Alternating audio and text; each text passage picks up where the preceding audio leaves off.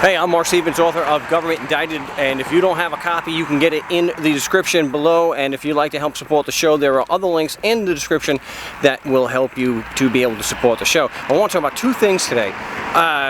One, is there anybody who watches this channel that still believes that Mike Lindell, the pillow guy, is sane, and that you believe that what he's actually saying? I want you to leave a comment in there, and I want you to tell me why you still believe. Because the first thing I'm going to talk about today, and the second thing, stay tuned, make sure you watch the whole video, because the second part that I'm talking about is, I don't know, I think it's actually worse than the Mike Lindell stuff. So, Mike Lindell, I did a video a few weeks ago that he was predicting that by the holiday, Thanksgiving, that he was going to have this massive lawsuit filed with the Supreme Court that was going to overturn the elections of the 2020 election. Now, I detailed the legal reasons why that was probably impossible. Ooh. Yes, I am near an airport here in Mesa, Arizona, so we're going to have that. Hopefully it doesn't ruin my audio.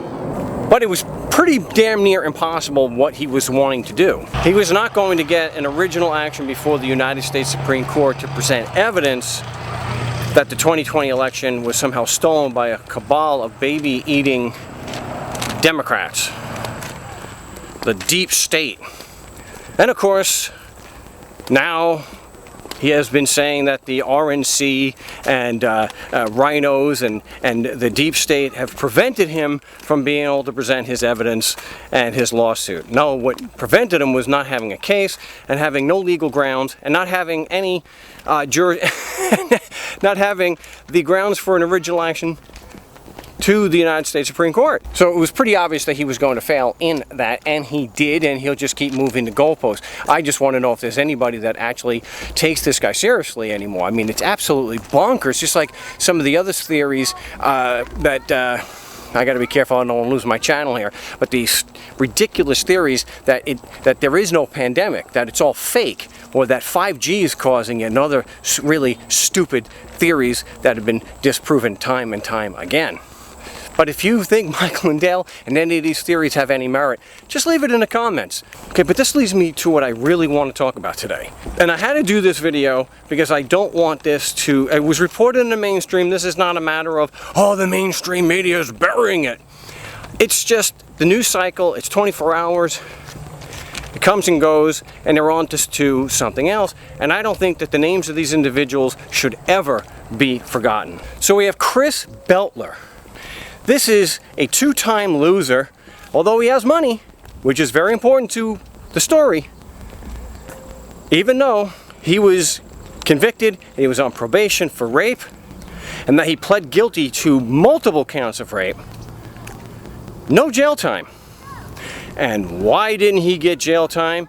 Because I don't know who's worse in this picture. I don't know. Who's worse, the rapist or the one who lets the rapist get away with it?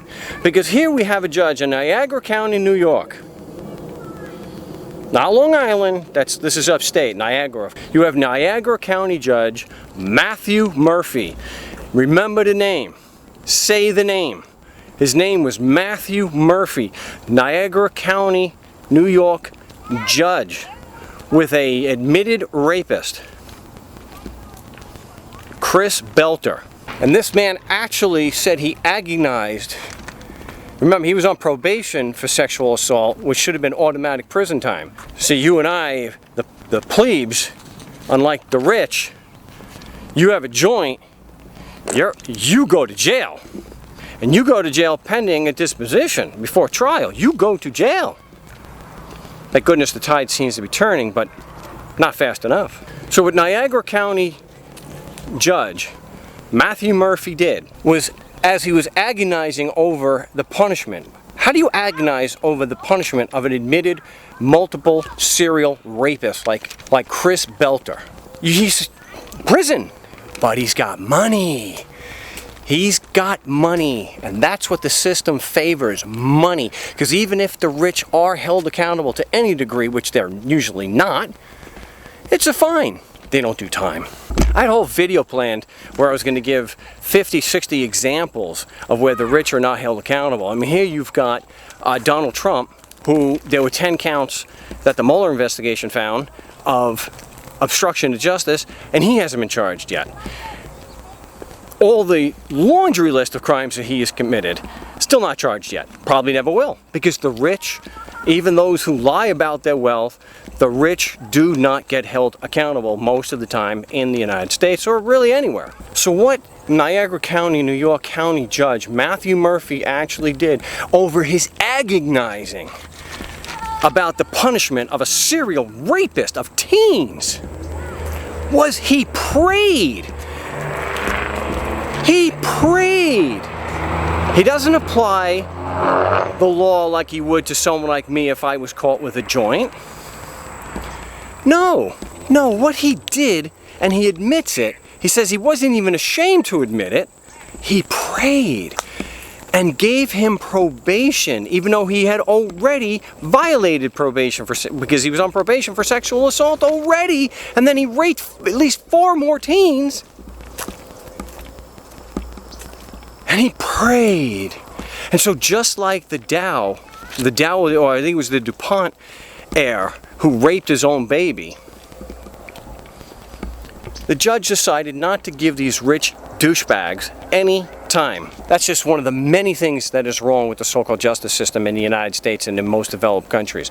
You have people with money who just get away with it. Chris Butler, who is allowed because the judge, Niagara County Judge Matthew Murphy, who agonized. How do you act? I'm speechless here.